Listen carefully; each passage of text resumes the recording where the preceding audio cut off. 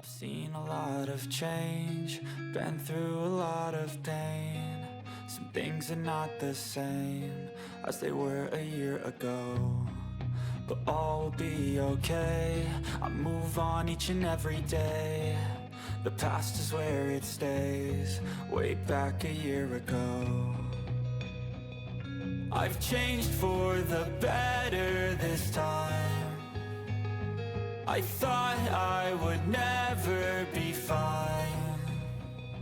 I strive just to say I'm alright, and for the first time in a long time I'm alright. I've seen a lot of change, been through a lot of pain. Some things are not the same as they were a year ago, but all will be okay. I move on each and every day. The past is where it stays, way back a year ago. Okay, how's everybody doing? So this is an excellent opportunity to demonstrate substrate before foliage. Foliage meaning grasses, like the grass layer, which is beyond this, bush and trees, okay?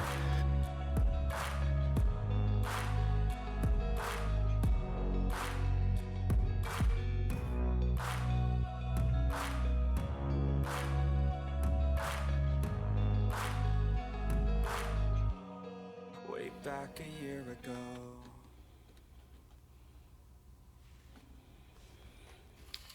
Okay, so let's just pretend that the owner of this property decided to cut this road with his old cat, his old D7 cat years ago. That's the idea. Okay, I doubt there would have been any blasting involved. So that gives you some story and context, okay? This model, by the way, I think it was a Woodland Scenic scene, not a Scene Master, but it was one of their older metal kits. And I really quite enjoyed this. I built this when I built Glover Road, so like over 4 years ago. I covered this actually. If you go to the middle of the homepage on the search bar beside post, just type bulldozer or cat or D7 or whatever, you'll probably find it. And I covered it, how I built it and painted it and how I added the cab and the screen and everything. I almost forgot about that. But it's one of my favorite little HO scale 180 or 187 scale models. So you can see the different, I'll just say textures or granular resolution of substrate here.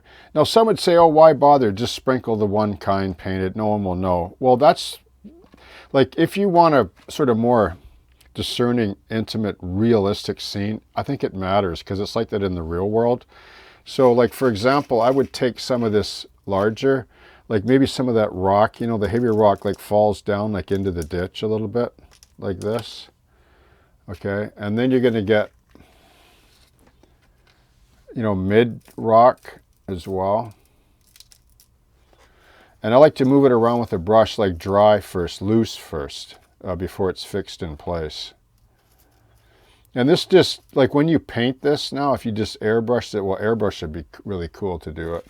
Or even if you just paint it by hand, you can do that with really thin washes of paint. Works equally well, by the way. It looks really cool. It just adds, those, or that, multiplicity of textures that really makes the whole scene believable in that sense. And so I just have fun doing this. And I can basically, like if I don't like what's going on, I can just move it around with a brush until I decide to fix it in place with water first by spritzing. This is the same as ballast. It's really simple. Like ballast is not, like the methodology of ballasting, like this is exactly the same thing. I think this will work out good that I do this first and then just paint it like a sort of a concrete gray for a base coat, because then that way it'll all reconcile nicely together. You'll have a sort of a type of texture cohesion that looks you know, believable. You can see I cut a ditch in here. I don't want to fill the whole ditch full. I want to have a little bit of a reveal. So it helps to think about the profile that you'll be putting layers on top of your profiles. But you'll get used to that. And so I guess the guy, when he was coming around here with the cat like this, all this was getting pushed into a little pile over here.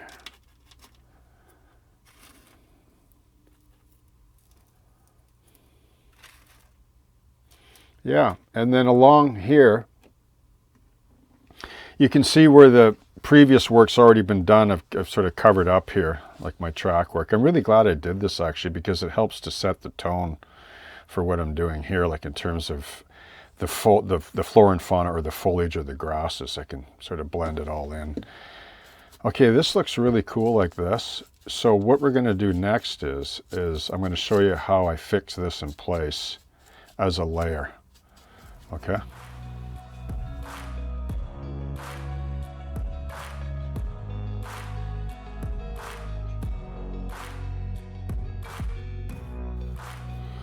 Okay.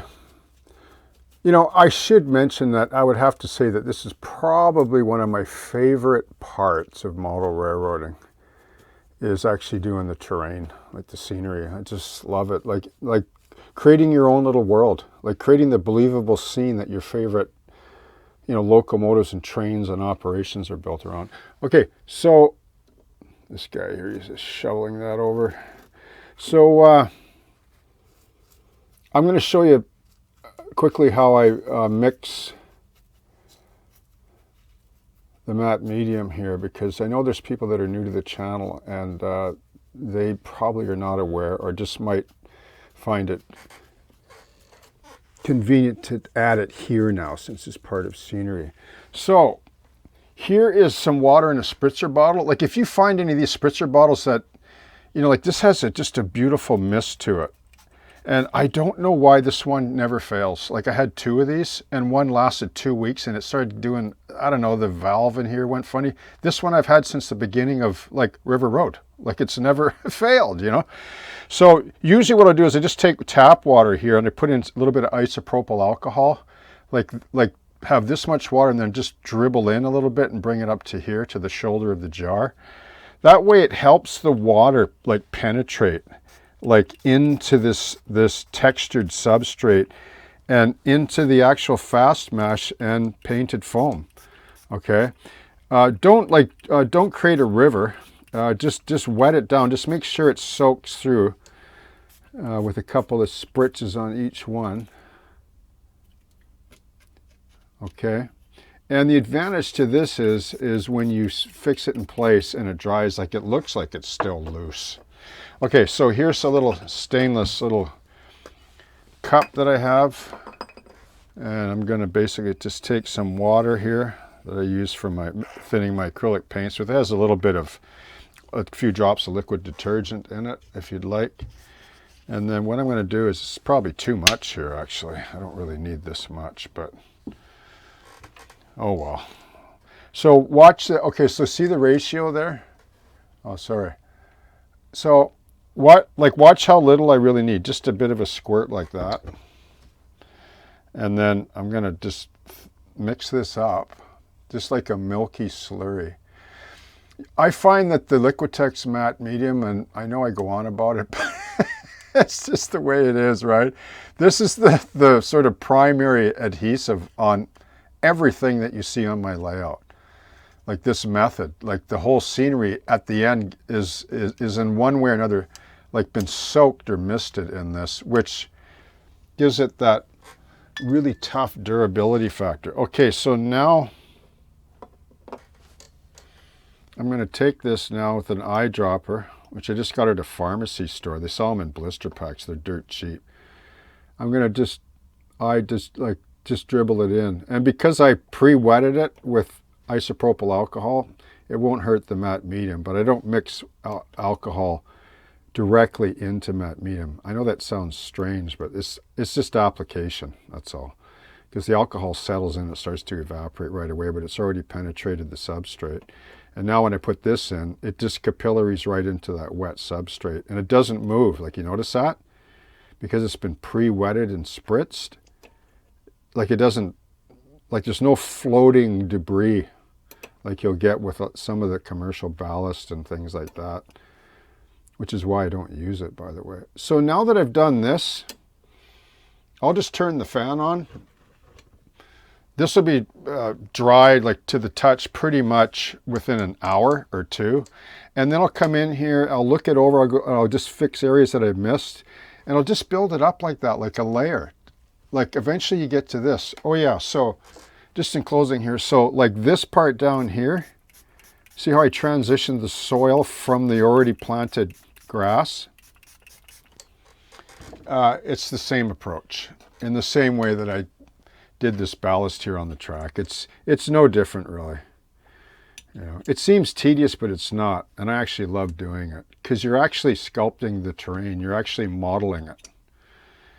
And then once this is dry, like once this dries, like you end up with this like you can actually paint, or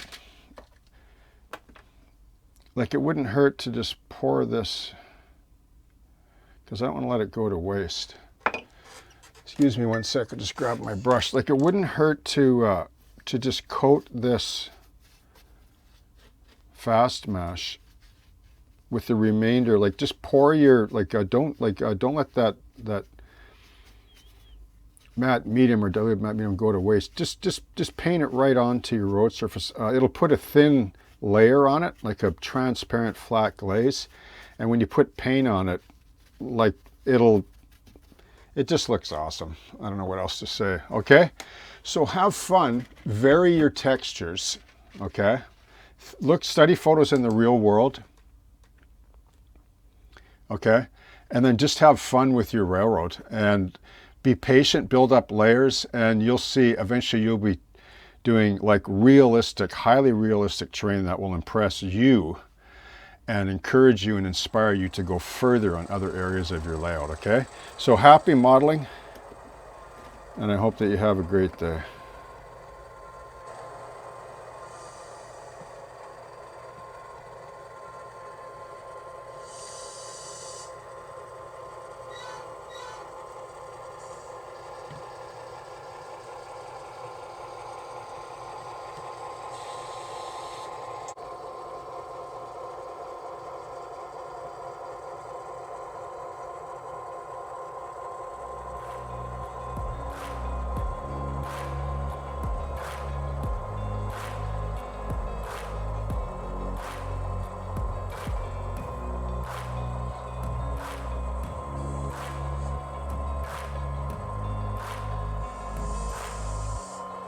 Way back a year ago,